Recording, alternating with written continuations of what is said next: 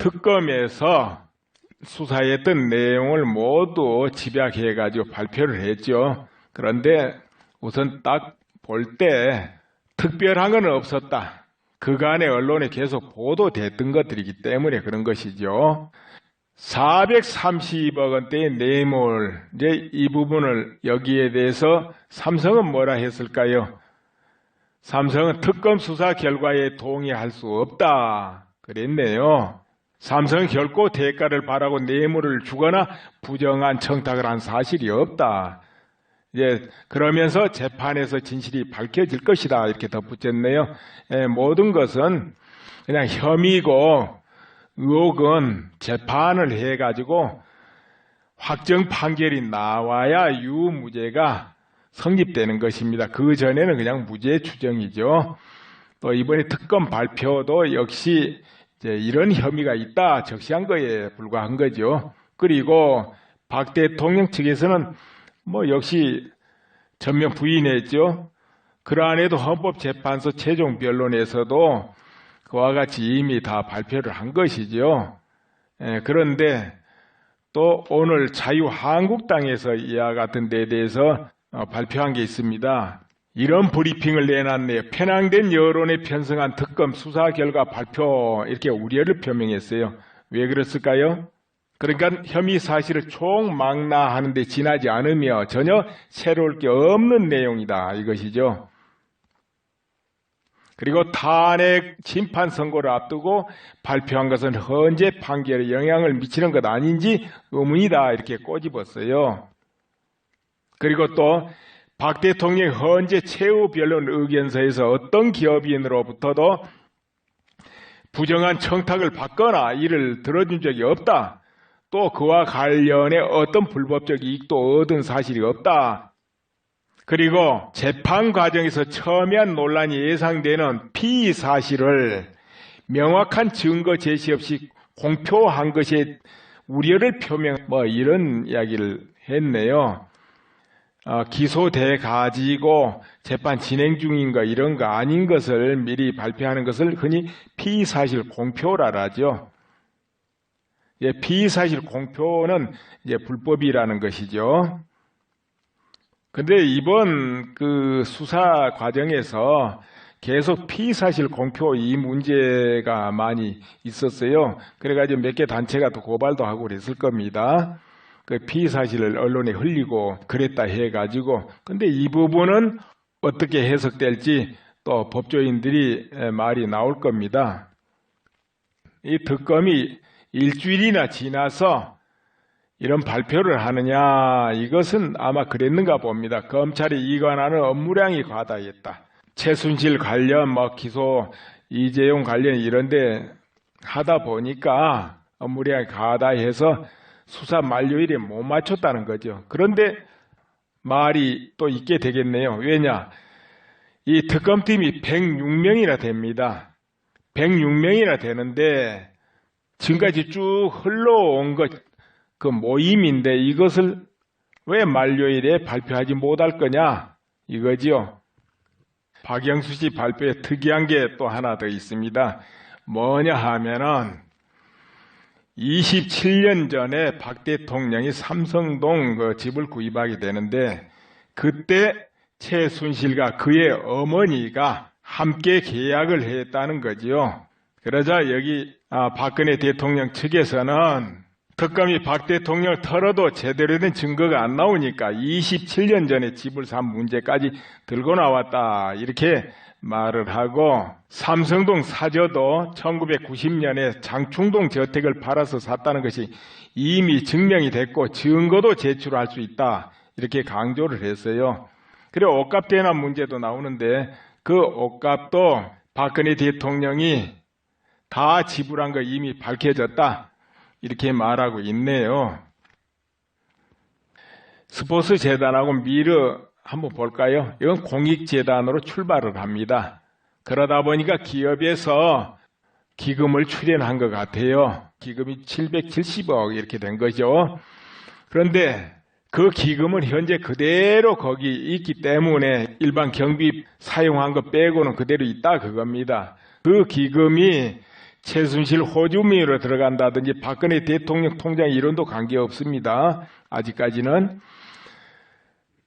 그런데 그 부분을 박근혜 대통령 측에서는 K스포츠 재단이나 미르 이런 공익재단 출범에 대해서 기금 출연을 강요하거나 또 재단에 기금 출연을 기업이 한다고 해서 어떤 이익을 주거나 그렇지 않는다고 해서 불이익을 준다거나 그런데 전혀 관여한 적이 없다 이렇게 말하는 거지요.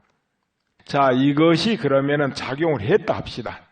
그럼 그게 통상적인 통치 행위냐 아니면 불법 행위냐 이제 이 차원에서 논해 볼 수 있습니다. 근데 역대 대통령들이 지금까지 공익재단이라는 이름으로 기금 조성을 했어요. 어떻게 보면 관행적이랄까 관례적으로 했다고 할 수 있는데 그것을 만약 통치행위가 아니다 하면 또 불법행위로 이렇게 바라볼 수도 있겠죠. 과거에 여러분 잘 아시다시피 남과 북이 교류를 좀 해온 시절이 있습니다. 몇 년 전에 교류를 활발하게 했습니다. 그때 원조라는 명목 아니면 평화라는 명목 남북 통일의 기반을 확립한다는 차원의 여러 등등 명분으로 막대한 금액이 북한에 제공됐습니다. 현금으로 아니면은 물질로. 그렇죠? 그랬는데 자, 그건 그때 이제 통치행위입니다. 그러나 몇 년 지나서 어떤 결과가 다가온 겁니까? 자, 그런데 지금 어떤 결과가 다가왔습니까? 핵미사일이 돼가지고 대한민국의 생존권을 지금 위협하고 있습니다. 한국 입장에서 혼자 힘으로 해결할 수 없는 상황이 와버렸어요. 절대 이태로운 지경에 도달했다 이겁니다. 그렇다면 이것을 만약 통치행위라면 이제 어떻게 해석되겠습니까? 아, 그거는 이제 잘했다 못했다 차원 해석으로 끝나겠죠. 그러나 그걸 통치행위로 인정받지 못할 때는 또 어떻게 되겠습니까? 그렇게 되면 달라지죠. 왜 달라지냐? 그렇게 되면 이게 죄가 성립된다는 거죠. 현재 결과가 최악이기 때문에 통치행위로 인정하지 않고 그것을 수사 대상으로 여긴다 하게 되면은 그 주변에 관련된 인물들 다 조사하면은 참 재밌는 일이 벌어지겠죠. 그래서 대통령의 통치행위란 것은 정말로 광범위한데 그 통치행위가 뒤집기에 따라서는 엄청난 범죄도 될 수 있다는 거죠. 통치행위가 뒤집히면은 불법이 되고 엄청난 죄에 걸릴 수 있다는 이야기죠.